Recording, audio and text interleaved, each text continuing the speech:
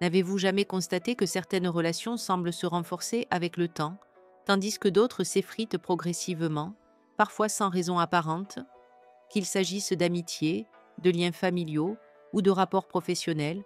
Nous avons tous observé comment certains échanges s'épanouissent, alors que d'autres, malgré tous les efforts, finissent par disparaître.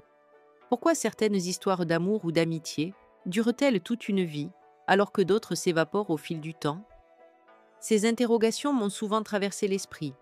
Au fil des années, j'ai compris qu'il n'existe pas de réponse unique à ces questions, mais plutôt une combinaison subtile de facteurs qui façonnent la dynamique relationnelle. Avant d'aller plus loin, je vous invite à explorer avec moi les divers éléments qui interviennent dans la construction, l'évolution et parfois l'échec de nos liens. Comment se construit une relation? Toute connexion naît d'une première rencontre, d'un échange initial qui, à un moment précis, semble donner un sens partagé aux deux personnes impliquées. Qu'il s'agisse d'une reconnaissance mutuelle, d'une attirance physique ou intellectuelle, d'une complicité spontanée ou simplement d'un contexte propice, ce premier contact agit comme l'étincelle qui allume le feu du lien. Cependant, aussi intense que puisse être ce premier moment, il ne suffit pas à lui seul pour garantir la pérennité de la relation. Une relation se construit progressivement au fil d'interactions répétées, d'expériences vécues en commun et d'une intention partagée de nourrir le lien. Ce n'est pas la somme des instants passés ensemble qui forge la solidité d'un rapport, mais plutôt la qualité de ces moments et ce qu'ils apportent à chacun. J'ai souvent constaté que les relations les plus durables ne sont pas celles qui commencent par un coup de foudre, ce sont celles qui se développent dans le respect du rythme de chacun. Un processus d'observation, de découverte et d'apprentissage mutuel qui permet de bâtir une fondation stable et authentique.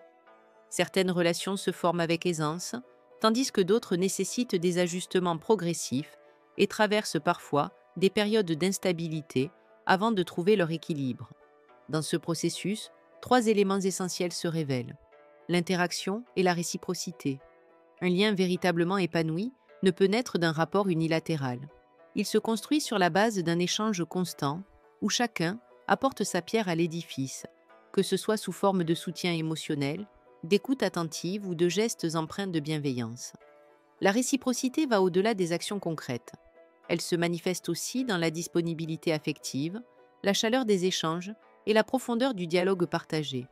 Imaginez une danse où chaque partenaire, en synchronisant ses mouvements, crée une harmonie qui enrichit l'ensemble. À l'inverse, lorsqu'un déséquilibre s'installe, par exemple, lorsque l'un se sent sans cesse délaissé, tandis que l'autre offre sans rien recevoir en retour, la relation s'essouffle, perdant peu à peu sa vitalité et son équilibre naturel. Le temps et l'engagement. La construction d'un lien fort est un processus qui demande du temps et un engagement conscient. Une relation ne se décrète pas d'un coup, elle se façonne jour après jour, par de petites attentions, des conversations sincères et les moments partagés qui, mis bout à bout, dessinent la trame de la confiance. C'est dans les détails du quotidien, un sourire complice, une écoute patiente, un soutien lors d'une épreuve, que se forge la solidité d'un rapport. Les périodes de doute ou de difficulté révèlent la vraie nature du lien, car être présent dans les moments critiques permet de renforcer la connexion et d'ajouter une dimension plus profonde à la relation. L'engagement n'est pas une contrainte imposée, c'est une décision volontaire de nourrir ce lien, de le faire évoluer et de le chérir malgré les aléas de la vie. L'évolution et l'adaptabilité. Les relations ne sont jamais statiques. Elles évoluent au gré des expériences et des transformations personnelles. Ce qui semblait évident au début d'un rapport peut se transformer avec le temps, en fonction des changements intérieurs et extérieurs que chacun traverse. La capacité d'une relation à perdurer réside souvent dans son adaptabilité, dans l'aptitude des personnes impliquées à accepter le changement, à ajuster leurs attentes et à renouveler constamment leur manière d'interagir. J'ai observé que les liens les plus résilients sont ceux qui, à l'image d'un arbre qui plie sans rompre sous la tempête, savent s'adapter aux vents contraires sans perdre leurs racines. Accepter que l'autre change et évoluer ensemble, plutôt que de se figer dans une image du passé, permet de transformer chaque rapport en un véritable terrain d'épanouissement mutuel et d'apprentissage continu. En comprenant ces fondations, l'échange sincère, l'investissement quotidien et l'adaptabilité face au temps, nous pouvons mieux saisir pourquoi certaines connexions se renforcent tandis que d'autres s'effondrent. Ces dynamiques nous offrent une opportunité constante de croissance personnelle, invitant chacun à explorer et à renouveler la qualité de ses liens au fil de la vie. Si ces fondations s'appliquent à l'ensemble de nos liens, leur expression et les défis rencontrés peuvent varier considérablement selon les contextes. Il est donc pertinent d'examiner de plus près deux sphères relationnelles majeures qui façonnent notre parcours de manière unique: le monde professionnel et le cercle familial. La particularité des liens professionnels et familiaux. Parmi la vaste mosaïque de nos rapports humains, certaines catégories occupent une place singulière, notamment parce que nous ne les choisissons pas toujours délibérément. C'est le cas des liens professionnels et, de manière encore plus fondamentale, des liens familiaux, imposés par les circonstances de notre naissance ou les nécessités de notre parcours de vie. Ces cadres relationnels nous confrontent à des dynamiques spécifiques et jouent un rôle déterminant dans notre construction personnelle et sociale. Explorons leurs particularités. Les liens professionnels. Les rapports professionnels tiennent une place centrale dans nos vies, influençant notre bien-être au travail autant que notre développement personnel. Ces connexions naissent souvent d'expertises complémentaires ou d'objectifs partagés, se tissant au fil d'échanges réguliers, de retours constructifs et d'une volonté collective de réussite. Leur spécificité réside dans cette dimension souvent fonctionnelle.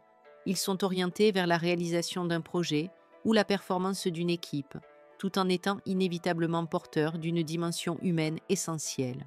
L'expérience montre qu'il est essentiel de reconnaître que, derrière chaque fonction ou rôle professionnel, se trouve un individu avec ses expériences, valeurs et émotions propres. Un lien de travail solide repose sur cette capacité à honorer ses dimensions personnelles, en trouvant un équilibre délicat entre les exigences du métier et le respect de l'humain. La transparence, l'honnêteté et une écoute attentive sont les piliers qui permettent d'instaurer un climat de confiance mutuelle. Lorsque ces échanges savent s'adapter aux changements, qu'ils soient organisationnels ou liés aux parcours individuels, ils deviennent de puissants leviers de croissance, tant pour les personnes que pour le groupe. Quand les équipes fonctionnent en harmonie, les liens dépassent la simple collaboration pour faire naître une solidarité authentique. Les liens familiaux. Les connexions familiales, quant à elles, figurent sans doute parmi les plus complexes et les plus déterminantes de notre existence.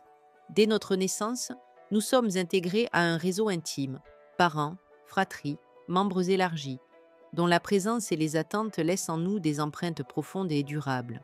Ces premiers liens jouent un rôle fondamental dans notre manière de percevoir le monde, nous-mêmes et les autres, nous transmettant un héritage de valeurs, de traditions et un sentiment d'appartenance.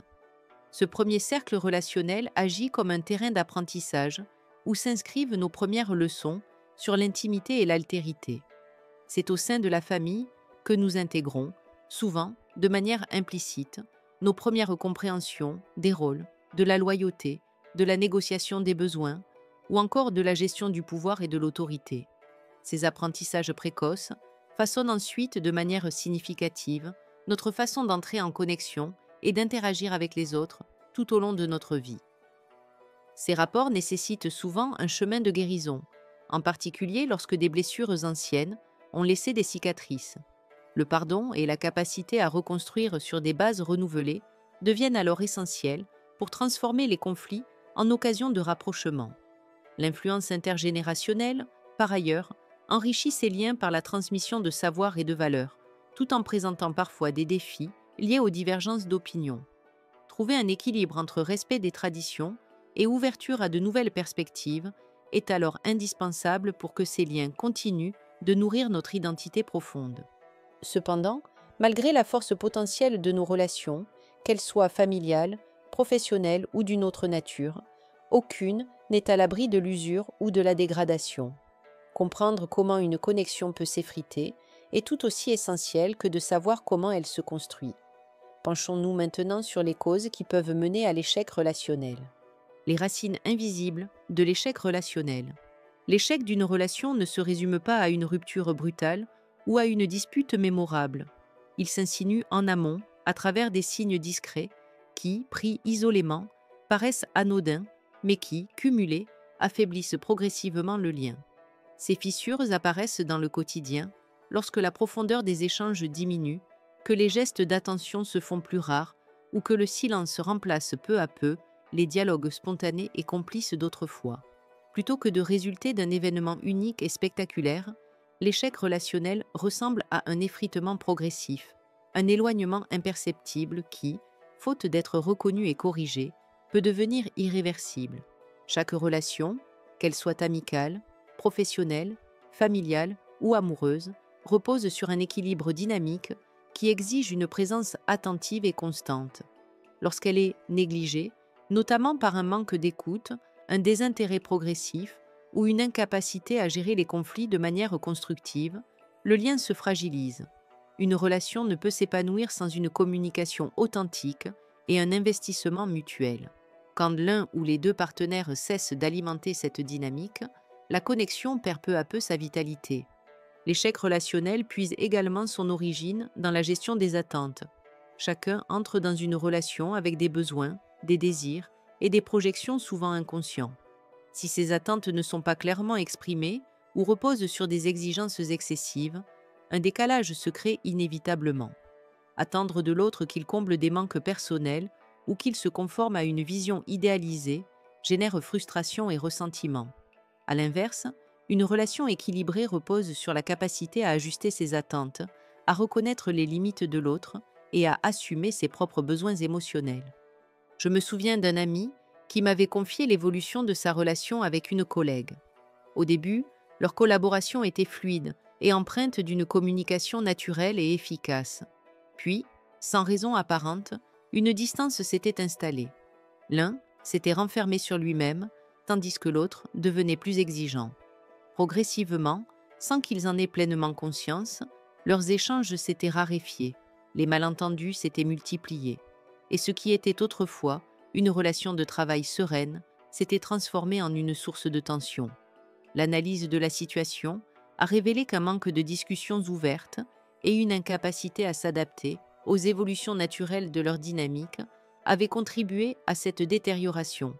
Dans toute relation, il est essentiel de cultiver une conscience de l'autre et de soi-même, d'observer avec lucidité les ajustements nécessaires et de maintenir un dialogue sincère. Ce sont ces petits gestes quotidiens, ces échanges authentiques et cette volonté partagée de compréhension qui préservent la solidité d'un lien. Si ces éléments viennent à manquer, le lien s'affaiblit. Inversement, lorsque certains ingrédients fondamentaux sont consciemment cultivés, ils agissent comme des remparts contre l'échec et permettent au lien de s'épanouir durablement. Quels sont donc ces éléments essentiels qui constituent les fondations d'un rapport solide, les piliers d'une relation épanouie? Lorsque j'observe les rapports solides, 3 fondations essentielles se dégagent: la communication, la confiance et l'engagement. Ces piliers constituent le socle sur lequel repose toute relation durable. Une connexion qui reposerait uniquement sur l'affection ou la complicité, sans l'union de ces 3 éléments structurants, risque de vaciller au moindre obstacle. À l'inverse, même une relation qui paraît fragile au départ peut se consolider si elle s'appuie sur une communication sincère, une confiance réciproque et un engagement véritable. Prenons d'abord la communication. Elle va bien au-delà du simple échange de paroles. Une véritable communication s'articule autour d'une écoute attentive et bienveillante, où comprendre l'autre ne se limite pas à entendre ses mots. Cela consiste également à décrypter ses silences, ses gestes et son attitude. Cette qualité d'échange requiert une disponibilité émotionnelle et une volonté sincère de saisir les besoins, les aspirations et même les craintes de l'autre. Trop souvent, nous écoutons pour formuler une réponse plutôt que pour accueillir réellement ce que l'autre exprime. Pourtant, une relation s'épanouit lorsque chacun se sent véritablement entendu et accepté, sans crainte de jugement. Une communication de qualité permet non seulement de transmettre des informations, mais aussi de partager des émotions et de créer un espace où la vulnérabilité peut s'exprimer librement. La confiance constitue quant à elle la pierre angulaire de toute relation stable. Elle ne se crée pas d'un seul coup, elle se construit patiemment, au gré d'innombrables gestes et d'attitudes qui témoignent de la fiabilité de l'autre. Nourrie par la constance, l'honnêteté et le respect mutuel, la confiance se renforce à chaque promesse tenue. Chaque preuve de soutien et chaque parole en parfaite harmonie avec les actes. À l'inverse, un mensonge, une trahison ou une incohérence peut fragiliser ce socle en un instant, et sa reconstruction exige alors du temps, de la patience et une volonté partagée d'apprendre de nos erreurs. C'est souvent dans ces moments critiques que se révèle la solidité d'un lien. Sommes-nous capables de reconnaître nos torts, de réparer les brèches et d'avancer ensemble? Enfin, l'engagement ne doit pas être confondu avec une contrainte ou une simple habitude qui nous retient par défaut dans une relation. Un engagement authentique est le fruit d'un choix conscient et renouvelé d'être présent pour l'autre, une décision délibérée de nourrir et de faire évoluer le lien. Il implique un investissement constant de temps, d'énergie et d'attention. Trop souvent, l'engagement est perçu comme une obligation pesante, générant ainsi frustration et ressentiment. Pourtant, lorsqu'il est sincère, il se transforme en une force qui nous aide à traverser les difficultés avec résilience et à faire évoluer la relation au fil du temps. Cet engagement actif repose sur des sentiments et sur la détermination à cultiver un lien vivant et épanouissant. Les relations solides ne sont donc pas le fruit du hasard. Elles demandent une implication sincère, une communication ouverte et une confiance entretenue au quotidien, ainsi qu'un engagement choisi et assumé. C'est dans cette dynamique, faite de constance et de partage, que se construisent des liens profonds et durables. Les influences du passé sur nos relations présentes. Au-delà des piliers de la communication, de la confiance et de l'engagement, il est impossible d'ignorer l'impact profond de notre histoire personnelle sur la manière dont nous tissons nos liens.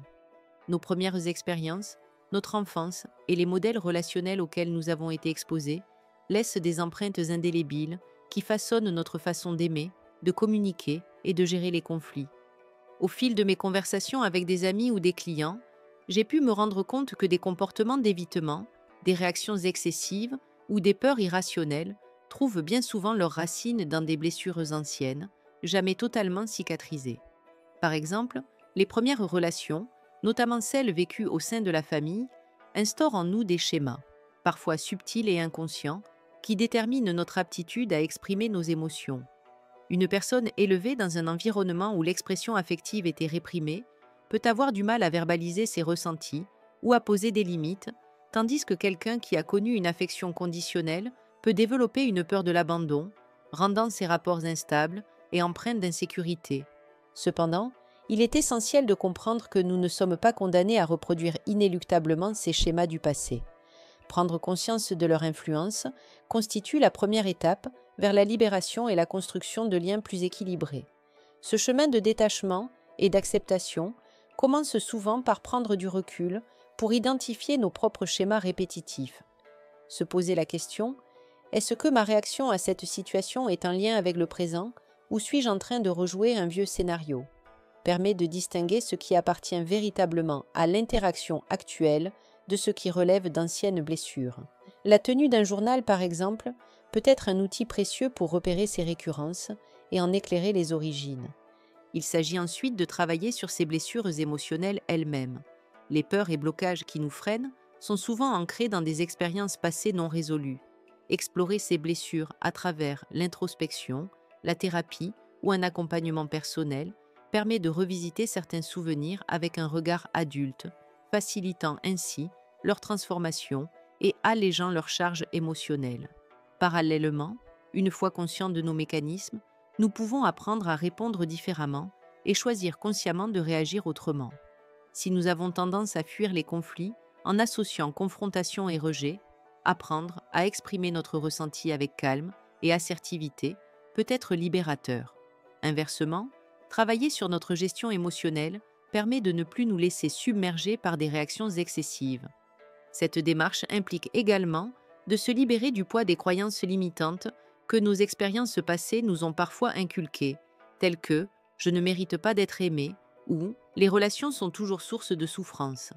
Ces croyances, souvent inconscientes, orientent nos choix et comportements.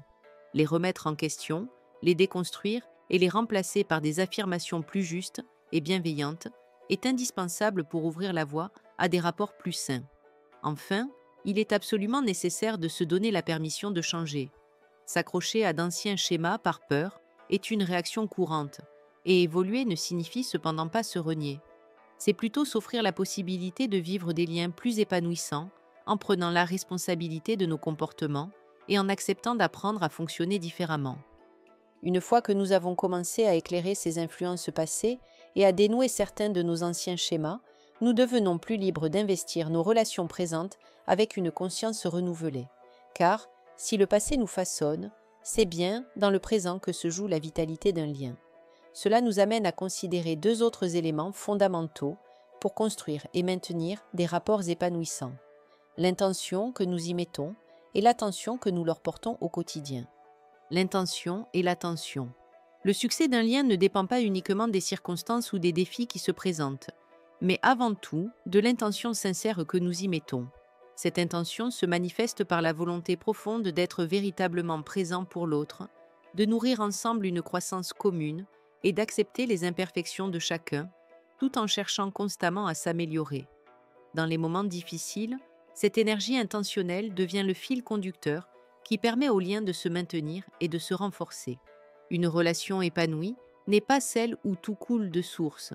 Bien au contraire, elle se construit dans la capacité à affronter ensemble les obstacles, à remettre en question nos comportements et à nous adapter aux changements. La véritable force réside dans la faculté d'évoluer ensemble, à travers les épreuves et les défis que la vie met sur notre chemin, en transformant chaque difficulté en une opportunité de croissance. Parallèlement, l'attention que nous portons à la relation joue un rôle tout aussi déterminant.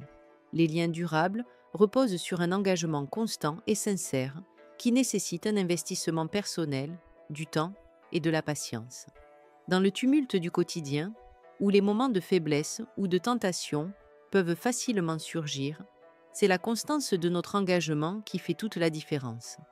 Une relation réussie se caractérise donc par cette capacité à continuer à faire des choix ensemble, à rester fidèle tant à l'autre qu'à soi-même, malgré les aléas de la vie. Le secret du coach. Les relations humaines représentent un véritable terrain d'évolution permanente. Elles se nourrissent d'une communication authentique, d'une confiance mutuelle et d'un engagement partagé, qui ensemble confèrent aux liens la force de résister au temps et aux épreuves. Toutefois, il est essentiel de reconnaître que nos expériences passées, qu'elles soient conscientes ou non, laissent des empreintes indélébiles dans notre manière d'interagir. Ces marques se manifestent sous forme de schémas comportementaux hérités, de peurs non résolues ou de croyances limitantes qui peuvent parfois déformer notre perception et influencer nos réactions dans nos relations. En prenant conscience de ces influences, nous acquérons le pouvoir de déconstruire ces anciens schémas qui ne servent plus à enrichir nos échanges.